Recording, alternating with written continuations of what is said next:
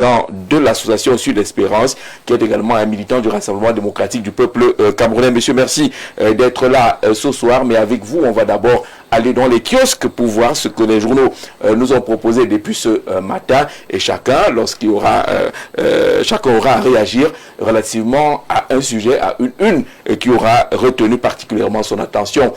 Le tour des kiosques, c'est avec Romaric Noifeu. Bonsoir Romaric. Bonsoir Jean-Jacques Zé. Bonsoir également à votre panel, richement constitué cet après-midi dans le cadre de la première parution du Grand Soir sur Info Télévision. Merci de m'accueillir encore et bonsoir à l'ensemble des téléspectateurs. C'est une revue de presse et un programme qu'on dédie au magistrat Batoum du côté de Berthoud. Il célébrait samedi dernier ses 33 ans de mariage. On était à Berthoud avec Parfait ici et les autres. On a quand même partagé quelques bons vins du côté de Berthoud avec le magistrat Batoum. On souhaite encore au couple Batoum joyeux anniversaire de mariage. 33 ans de mariage déjà, que ça dure. Allons dans les kiosques.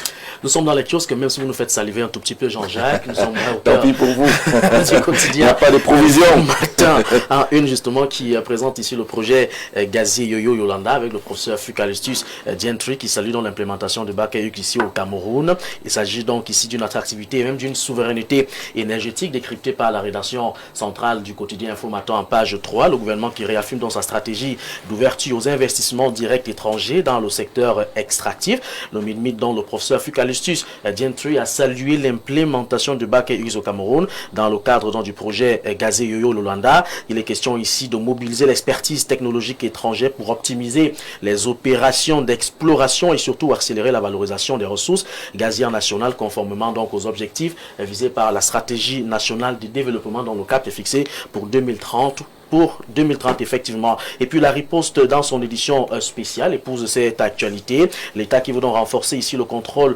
sur le secteur productif. Il s'agit donc du mythe par intérim. Le professeur Fucalistus Dientry en visite du côté de Douala dans la capitale économique qui a donc imposé les normes et la légalité. Fin des whisky en sachet en 2026. L'enjeu ici est bien clair, Jean-Jacques. Il faut restructurer de manière industrielle et moderne justement le tissu en ligne avec la SND 30, avec donc à l'appui l'arrivée de locomotives pour Kamalco et le projet Bauxite de Minime Martap. Il faut parcourir les kiosques pour avoir la pertinence de cette actualité, telle que nous la présente l'édition spéciale de la riposte de Maxime Yamben dans sa parution de ce jour. Et puis le tri-hebdomadaire La Météo dans son numéro 1836 parle donc de l'accélération de la politique d'import-substitution. Il s'agit donc ici pour le mine-commerce Luc Magoulam Barga à Tangana qui inaugure l'usine Denki de Meta Invest SA du côté de Badenkop avec donc le ministre de l'Agriculture et du Développement rural Gabriel Bayrobé, la promotion de la transformation locale des produits agroalimentaires portée donc par cette initiative privée camerounaise. La page 3 du tri-hebdomadaire La Météo en dit d'ailleurs long sur la question en kiosque. La nouvelle aussi parle de l'eau potable, la tête de l'eau. C'est le titre choisi justement en grande une de ce journal dans sa parution. Il présente ici l'urgence des services sociaux de base dans la capitale. Yaoundé confronté donc à la problématique de l'eau potable. La pression sur l'exécutif en matière d'accès aux infrastructures essentielles est donc au cœur des attentes des citoyens. Et la nouvelle de Jacques Blaise en dit justement long sur la question. De l'autre côté, Jean-Jacques, on parle de gouvernance. Le journal qui revient ici présenter l'État et met d'ailleurs l'État en phase opérationnelle sur les questions hydrauliques urbaines. La Camboita qui lance dans les travaux de reconfiguration du réseau d'eau de Yaoundé. L'objectif visé ici est donc de produire 480 000 mètres cubes d'eau par jour, 30 000 branchements. Il est question ici de penser à une modernisation des infrastructures pour garantir la sécurité hydrique et surtout mettre fin au rationnement. Georges Alain Boyomo est en kiosque avec mutation et présente justement l'assainissement des finances publiques et la rigueur budgétaire. Le titre choisi donc par la rédaction centrale de ce journal, c'est l'opération A Alpha, poussée de rivière, et la page 7 justement traite avec beaucoup dextérité cette information en nous présentant ici la rationalisation de la solde de l'État et qui veut donc lutter contre les manœuvres dans la logique de bonne gouvernance. Et puis le quotidien gouvernemental Cameroun Tribune, dans sa parution de ce jour, parle justement de cette entrée en phase parlementaire de l'exécution budgétaire. Le conseil de cabinet valide dans le document de programmation budgétaire et même économique de 2027, orientation des politiques publiques en ligne avec la SND 30 en prélude au débat sur le budget donc de l'État. Guiba et Gatama nous conduit donc du côté de l'extrême nord à travers l'œil du Sahel avec un titre aussi choquant, 5 morts dans une vague d'attaques de Boko Haram. Il s'agit donc de la déclaration dégradation de la situation sécuritaire à la frontière. De l'autre côté, l'extrême nord qui enregistre 5 morts dans une nouvelle vague d'attaques dans de Boko Haram. Il est question ici d'interroger sur la consolidation de l'autorité de l'État et surtout la résilience des populations dans la zone. Les nouvelles du pays également nous font comprendre que les nouvelles ne sont pas du tout bonnes avec la gouvernance publique. Ces dérives d'un État au service d'une poignée. Il s'agit donc du journal ici de critiquer la gouvernance publique et même du fonctionnement institutionnel. Il a choisi en tout cas dans sa parution de dénoncer les dérives d'un État au service d'une poignée en référence à l'affaire du PIL. Débat s'ouvre donc sur la redevabilité, la transparence et la captation du pouvoir par une élite. L'info à chaud a tiré un morceau choisi de Jean-Pierre Bokolo qui demande de convoquer la sagesse africaine dans l'affaire Méon Eto. Il s'agit justement de ce morceau choisi en grande ou alors en une. Il est temps de cesser de juger Eto avec des critères importés. De quoi est-ce qu'il est question? L'info à chaud en parle donc dans sa parution de ce jour. Et puis on va sortir avec Défi actuel Jean-Jacques qui évalue ici ou alors qui présente une évaluation à mi-parcours de la SND 30 sur le volet industriel. Le journal a choisi donc de pointer les freins structurels à l'industrialisation, énergie coûteuse, accès au foncier énorme, valeur ajoutée manufacturière estimée à 13,7% du produit intérieur brut. Il y a donc lieu de se questionner ou alors de se demander s'il n'y a pas risque de non atteindre des objectifs de transformation structurelle, surtout que nous sommes, Jean-Jacques, à 4 ans de l'échéance de la stratégie nationale de développement, la SND 30. Le compte à rebours est donc lancé. 4 ans, ce n'est plus beaucoup pour l'atteinte des objectifs de la SND 30. Merci Romaric Boisfeu. Je vais passer le message au magistrat Batoum s'il y a quelques provisions encore pour les 33 ans de son mariage. On croise les doigts. Voilà. Mais c'est davantage d'apprendre comment on fait pour vivre 33 ans de mariage. On se retrouve demain avec d'autres nouvelles venant des kiosques. Aimé Cyprien Olinga, monsieur le président national du FDR. Bonsoir. Bonsoir Jean-Jacques Zé, bonsoir à vous. Millions de téléspectateurs, je salue fraternellement les copanélistes. Quelle est la une qui a retenu votre attention? Écoutez, je crois que c'est Cameroun Tribune qui aura retenu mon attention lorsqu'il parle de la validation justement de budget qui sera désormais opérationnel et engagé, pour me poser la question de savoir à quelle heure, quand on sait que les engagements budgétaires vont également s'arrêter probablement au mois d'octobre. Alors voilà. Nous sommes presque en juillet. Nous sommes presque en juillet. Il n'y a que 2-3 mois maximum. Alors voilà un budget qui a été voté pour une année et qui sera exécuté en 3 mois. Et vous pouvez imaginer donc ce qui va se passer, c'est que je crois que les ministres vont maintenant valider, passer des marchés, et puis pour qu'en octobre... Il va avoir ce qu'on appelle au quartier le Sassaillé. Ce sera franchement du Sassaillé. Venez me tromper, qui en veut, qui prend. Voilà, c'est ça mon inquiétude. Vous voyez, on est dans un pays où tout est à faire, mais ceux qui nous gouvernent se comportent comme si tout avait déjà été fait. Ils se comportent comme si nous étions déjà, même les États-Unis qui sont la première puissance économique du monde, ne peuvent pas s'offrir le luxe de mettre en exécution leur budget à moins de 3 mois de la fin de l'exercice budgétaire. Et moi, ça me pose vraiment un problème, et j'ai dit, on ne peut observer ça qu'au Cameroun. Nous avons toujours souhaité et pensé que ce pays avait beaucoup d'efforts à faire dans la gouvernance. Et cette une nous conforte dans nos inquiétudes pour dire que le Cameroun est vraiment à refonder. Il faut repenser la gouvernance de ce pays. Il faut même changer l'élite qui gouverne ce pays. Parce qu'on a l'impression justement qu'ils sont dépassés. Un budget de 816,4 milliards de francs CFA, légèrement hausse par rapport à celui de l'année dernière. Mais votre problème n'est pas là. C'est le temps de l'exécution. On a attendu. Et quand on sait, justement, Jean-Jacques Zé, que depuis, je crois, le mois de février, il y a des hommes d'affaires qui broient du noir. Il y a des factures qui ne sont pas payées par-ci. Et on vous dit, le budget n'est pas encore exécutoire. Et vous voyez, c'est en juillet, début juillet, qu'on veut mettre le budget en exécution. Lorsqu'on lit, est-ce que la réaction peut nous proposer la une de Cameroun Tribune? Le quotidien à capitaux publics en parle comme si c'était une très grande nouvelle. prêt pour le débat d'orientation budgétaire. Le budget au Cameroun, ça a toujours été un problème. Les députés l'attendent, comme prévoit les textes, 15 jours avant l'ouverture des sessions. Ce n'est jamais le cas. Ça intervient toujours à mi-parcours de la session et puis on n'a presque pas le temps de parcourir le document. Parce qu'un budget, ce n'est pas 2-3 pages.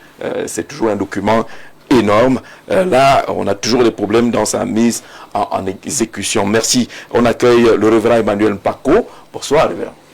Bonsoir Jean-Jacques, bonsoir à mes co-discutants, bonsoir aux millions de téléspectateurs des Foot TV de par le monde. Si tu me permets une minute, je voudrais donc dire un bonsoir particulier à mes frères Bafoun des 3 arrondissements, Djombe, Penja, Lumombo, dans Lumungo, qui ont fêté ce samedi l'apparition de leur pagne communautaire. Nous savons, je l'ai souvent dit ici, que ce peuple est à réclamation de la reconnaissance officielle de son identité, parce que dans le fichier d'identification nationale, lorsque les enfants de ces 3 arrondissements vont faire leur CNI, on ne reconnaît pas le peuple Bafoun parmi les peuples qui sont des compositions sociologiques du Cameroun, et très souvent on leur donne des titres qui ne sont pas les leurs, on les demande d'identifier comme des ballons, ainsi de suite, comme les autres, tout ça, limbo, ainsi de suite. Le peuple s'appelle quoi? Bafoun. Les Bafoun. Ils sont à Mombo. Ils sont à Mombo, oui. Ils sont à l'arrondissement de Djombe Penja, ils sont à l'arrondissement de Lou. Ce sont eux les peuples autochtones de ces 3 arrondissements. Et dans la quête de la revalorisation de leur identité, de la reconnaissance officielle, parce que les documents, même du colonialisme, reconnaissent ce peuple. Il y a beaucoup de documents dans lesquels ce nom a été cité, mais on a choisi délibérément d'effacer ce nom après la guerre de libération du Cameroun, après les histoires de Maki et tout, et puis ce nom n'apparaît plus, et on les confond maintenant à d'autres peuples. Pourtant ils sont un peuple qui est reconnu, qui existe, et qui peuple 3 arrondissements. Alors dans la quête de cette reconstitution de leur identité, ils ont fini par sortir un pagne communautaire qu'ils ont célébré samedi, où justement leur histoire est un peu retracée, et les 3 arrondissements apparaissent sur ce pagne sous pour dire que voilà, nous n'allons pas perdre notre identité, nous n'allons pas perdre notre culture, nous continuons à la revendiquer. Et le représentant du sous-préfet qui était présent leur a effectivement dit que le dossier est à bonne voie, et que le ministre de l'administration territoriale est déjà en train d'étudier la réintégration de leur identité dans ce fichier d'identité. Ils vont étudier quoi? Ils vont étudier quoi? Bon, ce sont les termes que nous connaissons, mais du moins, le fait déjà de dire qu'on va réintégrer, c'est ce que le peuple demande. Ce peuple demande qu'à être réintégré. Pourquoi est-ce qu'on appelle les autres Bassa, on appelle les autres Douala, on appelle les autres Bamoun, mais eux on leur demande de se faire identifier par un autre nom qui n'est pas le leur, alors qu'ils sont des Bafounes, et ils n'existent pas dans un arrondissement. Et c'est eux la population autochtone de ces 3 arrondissements-là. D'accord. Donc je voulais les saluer. D'accord, on va les saluer et on apprécie justement ce pain. On espère que vous nous ferez parvenir un bout de ce pain-là pour qu'on partage cet amour culturel avec vous et également. Parlons des titres. Alors, il y a plusieurs titres qui ont retenu mon attention, parlant des projets, les projets miniers. L'Info Matin a parlé de ce projet gazier, la BTE a parlé de l'usine agroalimentaire, et j'ai vu au moins 2 journaux qui ont parlé de l'eau, et je me suis interrogé si ce n'est pas une fois de plus des sujets qu'on va encore répandre comme ça pour nous distraire davantage, parce que on prend très souvent, depuis qu'on a commencé à parler de projets de mines, des affaires de mines, avec ces entreprises qui n'ont aucune existence légale, qui maltraitent les Camerounais et tout, c'est devenu une récurrence, et puis c'est devenu un sujet pour nous occuper, et nous attendons toujours de voir l'efficacité. Nous remercions le ministre de s'y être intéressé, et de commencer à aller voir de près. Je crois qu'il y a eu beaucoup de mouvements depuis qu'on en a parlé, ils sont descendus, mais nous ne souhaitons pas que ça reste juste des mouvements peut-être pour nous amuser, ou bien pour nous calmer un tout petit peu, pour nous refroidir, nous endormir, mais que ce soit vraiment efficient. Lorsque je reviens par exemple sur l'eau, oui, nous en parlons, j'en ai encore parlé ces dernièrement, lorsque je suis du passage sur ce plateau, les robinets, malheureusement, amèrement secs, mais là ça a commencé à couler. Donc quand ça commence, on le dit aussi. Donc ça a commencé à couler, mais ça coule à quelle quantité, quelle pression? Ça coule très peu.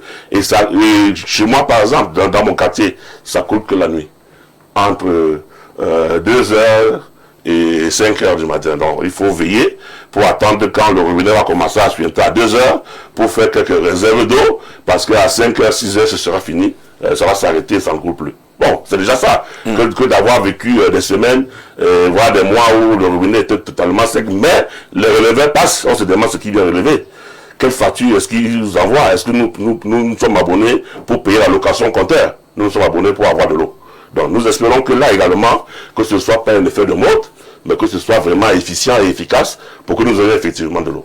Parce que l'inquiétude des journaux qui en parlent justement, c'est qu'on est proche de l'objectif SND 30, on est proche de l'émergence annoncée du Cameroun 2035, donc comment on a encore des problèmes du genre eau, électricité, infrastructure de base, d'où l'inquiétude relevée par certains de nos confrères. Il y a beaucoup de travaux qui ont été faits.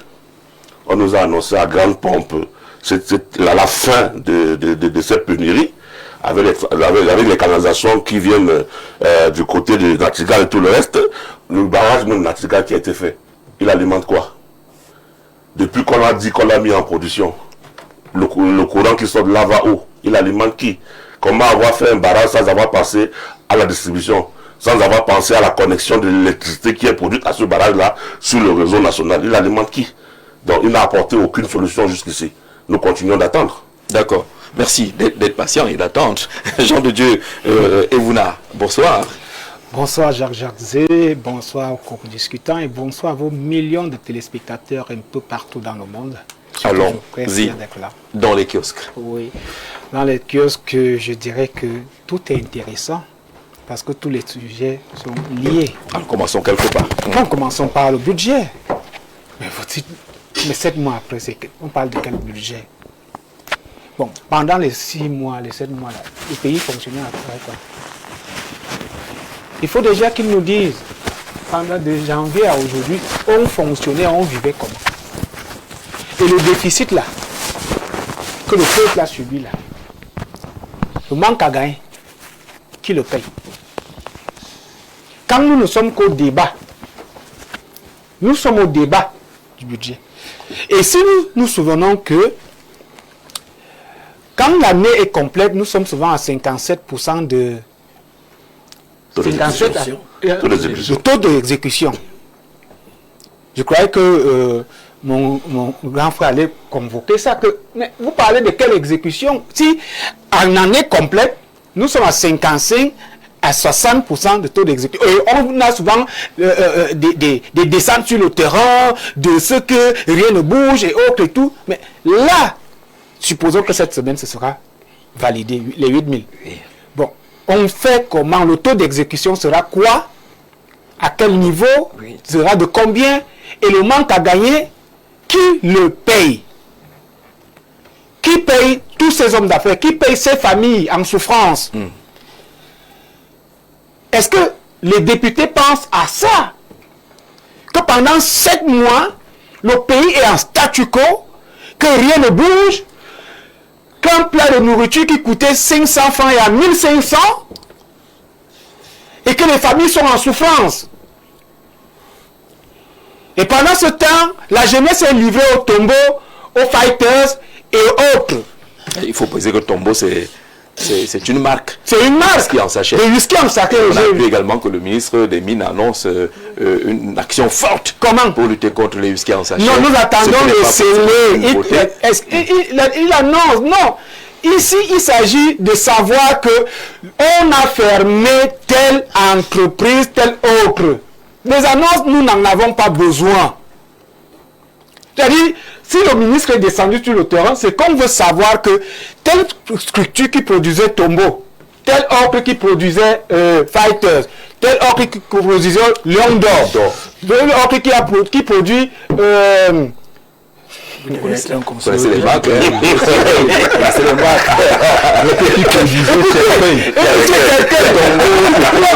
c'est que vous, le nom de ce whisky, il n'y a pas la peine. Il n'y a pas la peine. Il n'y a même pas la santé. Vous êtes à côté de moi. Vous dites que je connais. Mais il faut faire des études. Il faut comprendre où est-ce que notre... Dieu, on a une quinzaine d'années de lutte déclarée contre le whisky en sachet. Le résultat est toujours là. Voilà. On le vend toujours. Merci. Bon, justement, tu parles de 15 ans. Mais on fait encore des annonces aujourd'hui. Non, soyons sérieux. Et au moins Soyons 3 ou 4 sérieux. se sont passés. Voilà, soyons sérieux. C'est une question d'urgence sanitaire. C'est une question d'urgence sanitaire. Une jeunesse qui est livrée à la drogue ne peut pas produire, même s'il y a des industries. Cher révérend. Où est la main d'œuvre? Allez au village, regardez les jeunes. Ils se lèvent le matin au quartier. C'est-à-dire, tu prends la moto, le gars est sur la moto, il a lion d'or à la bouche. Accroché, là. Tu lui demandes, qu'est-ce qui ne va pas? Il est 6h, 7h. Pourquoi? Il dit, grand frère, je ne prends pas ça, je ne conduis pas. Il est zoomé. Comment on dit au quartier? Et là, nous ne sommes qu'à des annonces. Non, chère autorité, l'heure n'est pas... On dit que l'affaire est trop compliquée. Il y a des connexions. On sait qui est importateur de cette affaire. On sait qui est derrière. Les qui ont donné des agréments. Le problème devient difficile. Il suffit de retirer les agréments.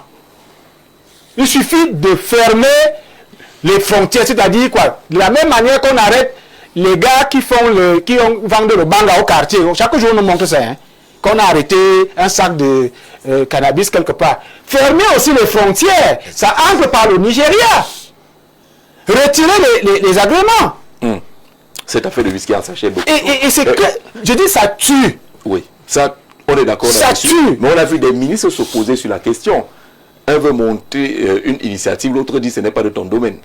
Mais parce qu'il y a des accointances de trafic et de la mafia. Nous disons qu'on nous retire et qu'on balaie le marché de toutes ces choses. Laissez même l'eau. Comme faites couler l'eau. Nous, on ne veut même plus les histoires, même les sociétés. Donnez l'eau seulement, l'eau du robinet, ça nous suffit. D'accord. C'était le Bidoum, bonsoir. Même pour moi. Bonsoir, Jean-Jacques. Alors, on va dans les kiosques. Quel est le titre qui a retenu votre attention? Il n'y a pas ton éditorial parmi ces titres-là, mais allons-y. Il y a l'eau Il y a l'eau. et il y a le whisky en sachet. Vous savez qui Vous les mélangez les deux? Vous savez qui est le plus riche au Cameroun? Non, dites-nous. C'est celui qui fabrique le whisky en sachet. Qui est le plus Parce riche. qu'il n'est soumis à aucun contrôle, c'est ça? C'est lui le plus riche, comme Dangote au Nigeria. Mais il n'a pas de qu'il nom, est au celui-là. Cameroun. On ne le connaît pas. Hein? Vous le Comment on peut connaissez? ignorer le plus riche? On le connaît. Il est le plus riche. C'est qui? Il produit quoi? Il produit Le whisky. Le les tombeau. whisky, les en sachet. Fighters. Il vend quoi, la mort? Et de toutes les façons, il côtoie tout le monde. Vous savez qui Il a a un nom? qui importait les whisky frelatés? Hein? C'était toujours un grand nom de la République et on savait que c'était frelaté. Ceux qui fabriquent les alcools au quartier, les bières, et les bières que nous consommons en boîte, ils ont des noms, c'est des gens qu'on connaît. Donc, que les gens comprennent qu'on ne peut pas... Donc, ça n'a rien à continuer. voir avec les frontières qui seraient ouvertes pour eux. Non, Ça- mais ça se passe ici. On les Les fabrique whisky là. en sachet sont fabriqués ici, à Douala. Hein? Et le monsieur est multimilliardaire, il s'en vante. Et il côtoie, il vous dira qu'il paie ses impôts. Donc, c'est ça qui est Non. compliqué alors. Il faut qu'on comprenne qu'on est en train de décimer toute une république. Quand vous voyez le président du Gabon organiser des opérations coup de poing, comme hier à Libreville, c'est justement pour s'associer à cette lutte qui décime la République. Moi, j'ai bien peur pour ce qui concerne l'eau, que ce soit encore une fois une mesure de sapeur-pompier. Quand on était dans les années 80 et quelque chose, on nous disait qu'il y aura l'eau pour tous à l'an 2000. Mais les gens ne savaient pas que l'an 2000 allait arriver. Et l'an 2000 est arrivé. Et là, il y avait les bonnes fontaines publiques. Hein. Vous avez juste besoin d'avoir votre tuyau, vous greffez et puis vous avez de l'eau. On avait même les bonnes fontaines. Et on a même vite fait de les fermer. L'eau pour tous à l'an 2000.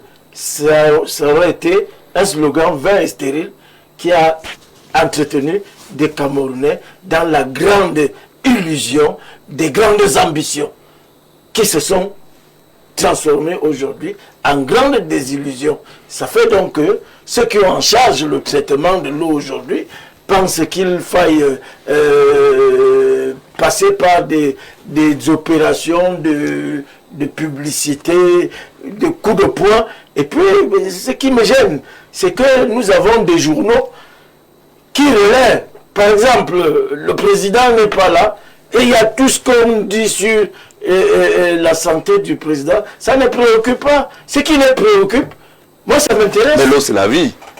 Justement, c'est la vie. Justement, c'est la vie. On ne peut pas comprendre. D'annoncer des bonnes nouvelles. Parce qu'il y a des choses qui sont quand même faites parce que tout le monde attend l'eau. On ne peut pas comprendre. Bon, ça coule chez moi comme ça coule chez lui. Hier, j'ai frisé un accident. Les enfants sont allés se coucher, ils ont laissé le robinet ouvert. Heureusement, à minuit, j'étais éveillé. J'ai entendu, pouf, l'eau a commencé à couler. Imaginez un seul instant que tout le monde se soit retiré dans sa chambre pour dormir.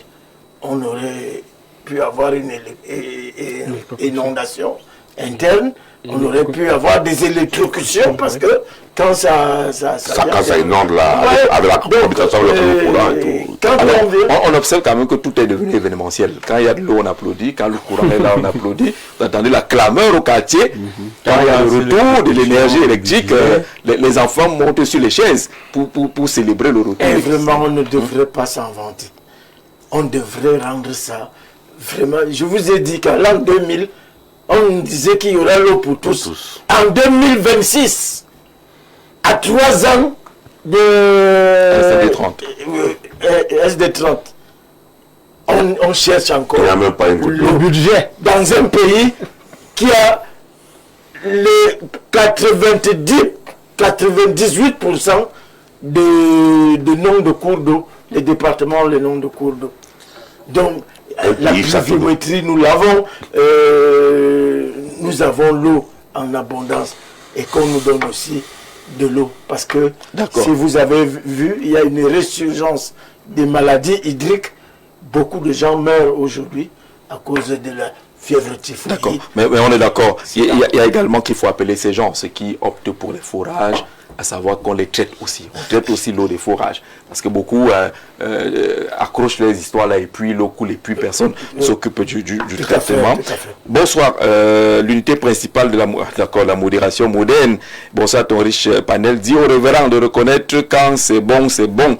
Sempiternelle gratitude au DG de Camwater, Dr Blaise Moussa, pour sa mobilité, sa dynamique et l'effort consenti pour alimenter en eau potable dans nos foyers. Toute ma reconnaissance pour le travail effectué et qui continue à être effectué par Camwater et son DG Blaise Moussa. Garwanga Ondore et Maroua dit merci. Et qui dit merci veut plus. Dr Abdourahmane, président de l'association des étudiants du Septentrion. Merci, monsieur le président. Joseph Boutouzé, bonsoir. Joseph Boutouzé, bonsoir. Bonsoir Jean-Jacques. Voilà. Bienvenue sur le plateau. Merci. Bon, vous n'avez peut-être pas suivi la revue de presse telle que présentée sur ce plateau, mais vous avez entendu les uns les autres sur 2 ou 3 sujets. Surtout, je viens d'entendre le message d'un étudiant là. Oui. Et c'est toujours les plus jeunes, les étudiants qui relaient ce genre de message. Et c'est un peu amusant parce que le Cameroun que nous souhaitons, ce n'est pas pour nous. Hein. Je crois que nous tous ici, on a dû dépasser. En tous les cas, moi j'ai plus de 50 ans déjà. Donc c'est pas pour nous, c'est pour les jeunes là, c'est pour nos enfants. Et ils vont continuer à jouer les jeux de ces apatriques là qui leur demandent d'écrire pour les glorifier. Alors que nous sommes véritablement dans l'ANAC. Il applaudit, moi je ne vois pas quel est le grand changement qu'il y a eu à la Camwater maintenant. Et vous dites qu'il y a du changement quand même. Sauf que... C'est pas grand changement de votre point de vue, mais le jeune observe qu'il y a un changement qui doit être salué. On communique beaucoup. Oui, il y a une bonne... En dehors de la communication, je crois que les ressources que cette entreprise dépense pour la communication, si elle les investissait véritablement pour le bien-être des Camerounais, ça sera quelque chose. Rien de bon ne peut sortir de la Camwater. Comment cela? Moi, je connais, parce que moi, je connais le directeur général de la Camouata, je le connais de fond en temps. Alors, on ne parle pas du directeur général. Est-ce qu'il est possible qu'on puisse avoir de l'eau? Est-ce qu'il est possible qu'on puisse avoir de l'eau? C'est intéressant. Est-ce qu'il y a une évolution? Si on doit avoir de l'eau, ça doit venir du gouvernement. Parce que la Camouata n'a pas de ressources pour pouvoir donner de l'eau à la population camerounaise. La Camouata, c'est seulement, surtout dans les grandes agglomérations, il n'y a pas de Camouata chez moi. Donc on ne peut pas prendre le Camouata comme un référent pour donner de l'eau au Cameroun. Le robinet chez vous, il coule quand même? C'est le robinet chez vous, il coule moi, là où moi j'habite, c'est le forage. Donc moi je n'ai pas... C'est dans quelle zone? Hein? C'est dans quelle zone? Moi je suis à Ekomdou. D'accord. C'est le forage. Les gens bien. Hein? C'est un choix aussi. C'est aussi un choix. Non, mais beaucoup d'investisseurs immobiliers aujourd'hui, quand ils construisent des appartements à louer, ils prévoient le forage. D'accord. Je crois que c'est la mesure aujourd'hui, mais je dis que s'il revient au gouvernement de donner de l'eau aux populations, il y a le projet Paépis, qui visait à donner de l'eau à Yaoundé et aux environs à partir des installations comme le révérend disait, qui venait de Batchenga là-bas. Je crois que le projet là est en phase de terminant de sa mise en œuvre. Peut-être que quand le projet là sera totalement irradié dans tout Yaoundé, je crois que le problème d'eau à Yaoundé vont quand même être solutionné. Ils ont relancé ça. D'accord, c'est relancé. Une société belge a pris... Donc je pense que les Yaoundéens doivent rester patients. Les choses arrivent progressivement. On ne construit pas un pays en 2, 3, 4, même en 50 ans. Les autres, là, les pays européens, là, ils ont des civilisations qui sont à 2000 ans aujourd'hui. Quand nos civilisations qui ont commencé... pas aimer Cyprien. Nos civilisations qui ont commencé... ne passe pas. Non, mais c'est la vérité, Vraiment, Jean-Jacques, ils ont des... 50 ans, 60 ans. Il y a quand même le basique. Il y a le basique. Est-ce que vous savez que la Chine, dans les années 80, le Cameroun accordait des aides à la Chine il y a 50 ans? Voilà, c'est selon le discours. C'est ce discours-là qui... Mais c'est une réalité. La Chine vient de... Je voudrais revenir sur le discours pour dire comment est-ce qu'on peut expliquer que quelqu'un a là sa douche il y a 20 ans et il ouvrait le robinet et il se tenait, l'eau se versait sur lui et il prenait son bain. Aujourd'hui, il a besoin de mettre un seau pour recueillir quelques ruissellements d'eau, quelques gouttelettes pendant des heures, parce que quand tu les recueilles, tu prends au moins 2 heures, 3 heures pour recueillir Joseph, et tu prends le gobelet pour verser sur toi, et on peut dire que ça c'est quoi? C'est le développement, ou bien ça peut se justifier que 15 ans ou 20 ans après, on fait que nos enfants doivent attendre 1000 ans. C'est 4 ans, on peut pas jouer comme ça. Peut-être qu'on a mal compris. Allons-y. Donc je suis en train de vous dire que les civilisations occidentales sont des anciennes civilisations, c'est des civilisations de 2000 ans. Nous, on a à peine commencé il y a moins de 100 ans. Les autres sont à 2000 ans. Et parfois, on a souvent envie de faire des comparaisons entre ce qu'on voit ailleurs et ce qu'on voit ici au Cameroun. Même la civilisation chinoise, ils veulent parler de la Chine, c'est des vieilles civilisations. Monsieur Mbouti, ça ne peut pas parler. Le Cameroun a été la Chine il y a moins de 50 ans. Aujourd'hui, c'est la Chine qui nous donne pour manger. Dans mon Nous faisons village, tout en Chine. à 140 km, c'est 44 ans. je me lavais à la douche. Monsieur Bidon. En 72. En 72, avec les scan water. Monsieur Bidon. En 72. Comment expliquer que ce que vous aviez, pendant qu'on se développe et qu'on croit, vous ne l'avez plus? C'est Joseph qui a la parole. Écoutez, je ne suis pas en train de faire l'avocat du diable, j'essaie seulement d'être objectif. Mais c'est tout comme. Je suis en train de dire qu'entre 72 et maintenant, la population du Cameroun s'est pratiquement multipliée par 4. Mais on a expliqué que ceux qui avaient en plus, laissez-moi aller jusqu'au bout, je vous en prie. Vous faites comme ça, vous. Non. Et en plus, je voudrais vous dire que c'est même les gens qui ont construit le Cameroun, qui a commencé dans les années indépendantes jusqu'en 72, qui n'ont pas eu une vision qui permettait aujourd'hui que ceux qui gouvernent le Cameroun puissent faire quelque chose de bon. Moi, je vais par exemple vous prendre un exemple. En 1972, une ville seulement en République démocratique du Congo, là, comme Kinshasa, quand ils baptisaient les routes dans les années 70, ils les baptisaient à 4 sens, avec un terre-plein pour le tramway. Ils ont bâti ça dans les années 60. Or, nous, nos dirigeants de ces années, n'y ont pas pensé. Ils ont fait des petites routes à Yaoundé aujourd'hui. Et dit que les mêmes dirigeants sont encore là aujourd'hui. Je vous en prie. Vous parlez des dirigeants de 72, c'est pratiquement les mêmes dirigeants dont vous parlez, qui ont manqué de vision, mon cher, mais qui continuent à être là, qui sont encore là aujourd'hui. En tout cas, avec le même ordre de vision qu'il Il a été les autres avec une meilleure vision. Il a président des députés en écoutez, j'entends souvent j'entends souvent sur le même plateau de télévision dire que c'est le président de la République qui doit répondre de tout. Mais maintenant, on parle de 72, on parle de 60.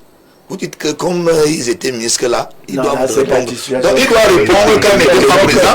Il doit répondre maintenant. Tu as déplacé et on te l'attrape là. C'est parce que tu as fait une communication de travers et on te l'attrape dans tes travers. Yaoundé a été conçu de manière à ce que si on veut augmenter les voies, si on veut mettre le tramway, si on veut mettre un métro, il n'y a pas possibilité, il faudra tout détruire. Et je dis que ce Cameroun qui a été construit dans les années 60, ça a été fait par des gens qui n'avaient pas une grande vision. En l'occurrence, l'ancien secrétaire général de la présidente de la République, souvent, les gens qui n'avaient pas de vision, c'était l'ancien secrétaire général de la présidence, le premier ministre, mais c'est les mêmes gens qui ont pensé. C'est les mêmes gens qui ont pensé les villes telles que Garoua. On dit souvent que c'est plus facile de reconstruire une maison que de refaire une maison qui est construite. C'est le véritable problème que les villes qui ont été mal pensées après les indépendances au Cameroun, et même pour donner de l'eau aux populations, c'est difficile. Parce que moi j'ai vu comment on détruit les quelques mètres de route qui ont été pensés à Yaoundé pour faire passer des gros trucs qui viennent de Batchenga. C'est extrêmement difficile. Le gouvernement actuel a hérité d'un Cameroun qui avait été mal pensé. C'est le même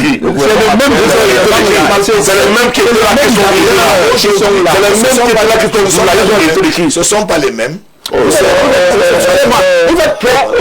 êtes prêt à descendre un jeune comme Moussa, qui est un amateur, qui est de notre génération, de votre génération, monsieur, pour défendre des gens qui ont été ministres en 72 et qui sont encore aux affaires aujourd'hui. Comment faites-vous pour dire que le DG de Cameroun, qui est de notre génération, ne descend, franchement, vous heurtez ce genre de communication. C'est qui m'a plus à on va écouter une personne à la fois. Oui, on va pas dans les années 70. Paul Biya était Premier ministre, responsable de la politique gouvernementale. Monsieur Nyamdi Fendi était ministre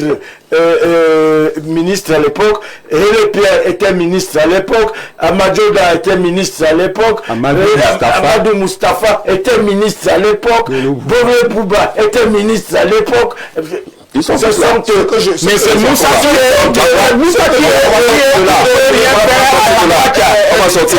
regardez une route comme celle de Polytechnique. Je vous rappelle que la route bitumée en 1963 à double sens. Saint-Éloi, mon cher René, je voudrais te dire. Vous voyez un peu qu'ils avaient une vision. En management public, oui. On sait que c'est la tête qui s'occupe de la stratégie, de la politique générale. Les ministres, ils ont des feuilles de route qui sont... Mais vous dites encore, vous dites encore le contraire de votre propos. Vous avez dit que on a pris la République de devoir tout porter sur lui. Vous avez voulu le donner et maintenant vous l'envoyez encore la base contre lui. Je ne sais celui qui est responsable. Alors vous avez voulu le donner. Je dis que c'est la tête qui s'occupe de la stratégie Et nous avons une qui est là quand même depuis 43 ans. Tout ce que vous citez là. Je voudrais vous rappeler que le président de la République, l'histoire nous enseigne que de retour de ses études en Europe, il a intégré la haute fonction au Cameroun depuis 1962. Il a directement été employé à la présidence de la République comme chargé de mission. Mais c'est M. Moussa qui il ne peut jamais sortir de à la Cameroun. Alors, le nom de M. Moussa, je n'ai même pas la prononcé. Un ou deux messages. Je reviens parce que c'est une maladresse de s'adresser à un homme de votre génération qui tient les rênes d'une société. Les émotions. Moi, est-ce que l'émotion, s'il vous plaît, il ne demande qu'à apporter et il dans un système qu'il a trouvé. Le système a été bâti par des personnes qui n'avaient pas de vision. Vous trouvez que le système a été bâti par des gens qui n'ont pas de vision et vous voulez condamner un jeune qui vient de prendre les rênes et qui veut travailler. On ne peut rien attendre cette casquette-là à ce jeune. Ce n'est pas lui qui a l'origine du fait qu'il avait parti au populisme. Non, ce n'est pas lui qui a l'origine. On vous a compris. Merci. Merci. Bonsoir Jean-Jacques Zé. J'ai l'impression que tes invités de ce soir se trompent dangereusement sur la nature du débat d'orientation budgétaire. C'est de l'orientation qu'il s'agit et non de l'exécution. Depuis janvier, le MINFI a organisé le lancement de l'exécution du budget. C'est vrai que plusieurs ministres traînent à exécuter les budgets parce qu'ils ne savent pas leur position future. Mais il faut éviter cette confusion. Joey de Bafia nous dit qu'il y a des ministres aujourd'hui qui tardent à exécuter le budget parce qu'ils ne savent pas ce que leur réserve lendemain. Est-ce que c'est de leurs individus?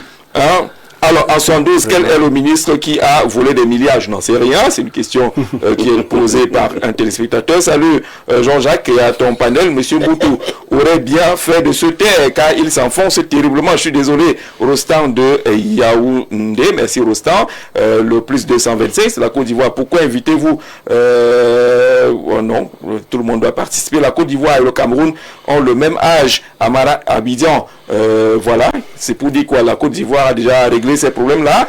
Le problème basique. Bonsoir. Le problème du Cameroun, bizarre aujourd'hui, la majorité des hommes ont mal au ventre par la qualité, je sais pas trop, produite par une grande société de la place que le ministre de la Santé s'y penche. Alors il y a une société qui produirait de l'eau qui ferait mal au ventre des gens. Non, pas une société qui produit de l'eau. S'il vous plaît, on sait de quoi il parle. Et même si la conservation de ces eaux exposées au soleil dans le plastique rend nos jeunes impuissants. Ah bon, Jean? S'il ne s'agit pas de Cameroun, je ne sais pas ce que vous avez à faire. On vous donne. On peut parler d'un problème sérieux. Vous voulez parler de la Cameroun? Voilà. Dites comme monsieur du RDPC que les autres pays, les autres présidents créent de nouvelles villes qui répondent aux exigences du développement lorsqu'ils ont croisé des problèmes dans les villes qui ont trouvé. Alors j'ai vu Djamnadio, c'est au Sénégal, Malabo 2, coup de chapeau. Était la capitale la plus moderne au monde. Malabo 2. Non, mais il a fallu que le président Pobia fasse beaucoup de redressement au Cameroun. L'autre qui viendra après va continuer. On a créé Abuja aussi. Il a fait ça parce qu'il a été dans un pays qui était totalement vide. Totalement. Oui, Abuja au Nigeria. Yamoussoukro en Côte d'Ivoire. La nouvelle ville sénégalaise, c'est quoi? Djamnadio, quelque chose comme ça. Vous allez continuer après. En Côte d'Ivoire. Il a régressé. Là, il y a une nouvelle capitale en Guinée équatoriale aussi. 1982. Bonsoir, ainsi qu'à votre riche panel. Lorsque M. Mboutou était à l'opposition, il était dur contre le régime. Aujourd'hui, il combat l'opposition. Il attend sûrement les nominations. Il est déjà dans le jeu. C'est un pays des prières. C'est M. Ongba depuis Yaoundé. On ne sait jamais, le 17h peut parler. Pour tout le monde. Qu'est-ce qui Alors, on va lire ces derniers messages.